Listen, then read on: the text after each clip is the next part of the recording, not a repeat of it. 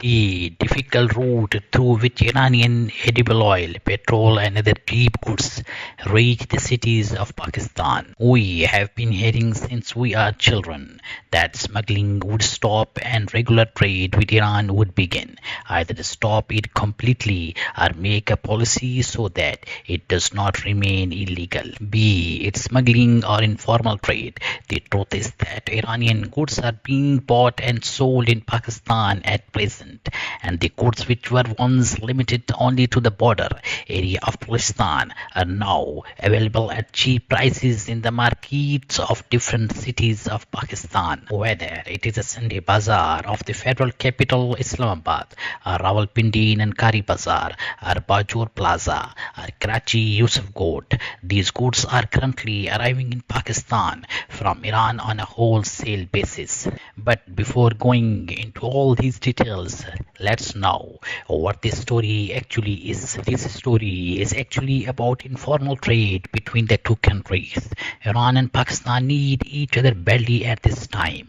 Due to the US sanctions, Iran faces difficulties in exports, and in such a situation, as a result of the border connection with Pakistan, it can give and receive goods for goods from there. While looking at inflations and rising dollars rate, Pakistan's dependence on Iranian goods is increasing at the moment. We will try to know about the arrival of two such products, petrol and edible oil from Iran to Pakistan, and then its delivery from the border areas of Pakistan to different cities of Pakistan. The story begins in the border area of Pakistan, where roads are almost non-existent, and thousands of drivers daily bring and transport petrol canisters to the Iranian border through dirt roads. This movement of goods is called smuggling by some and informal economy by others. The reasons behind so-called informal economy is that for centuries the income of the peoples live in the border area of Pakistan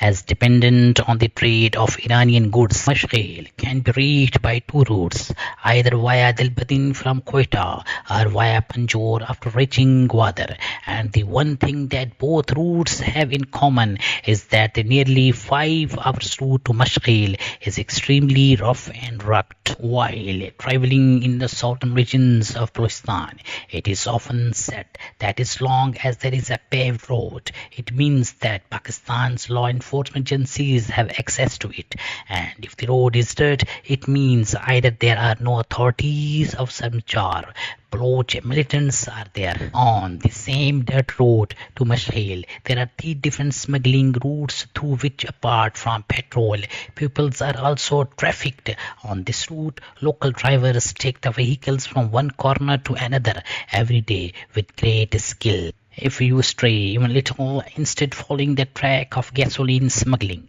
you will start walking on the track of human trafficking, after which the Iranian authorities may open fire upon reaching the border. No one was seen on the road until 2 hours after the early morning departure for Mashghil. After that, when it was light, several blue pickup truck appeared one after the other. These vehicles are called Zambat in common language, while in Iran they are called Zammet.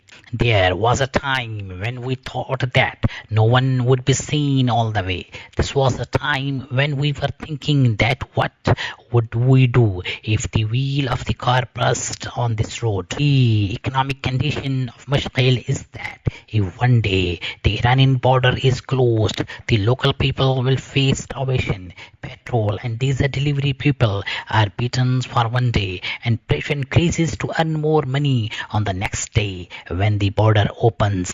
The Iranian border is about 20 kilometers away from Mashghil.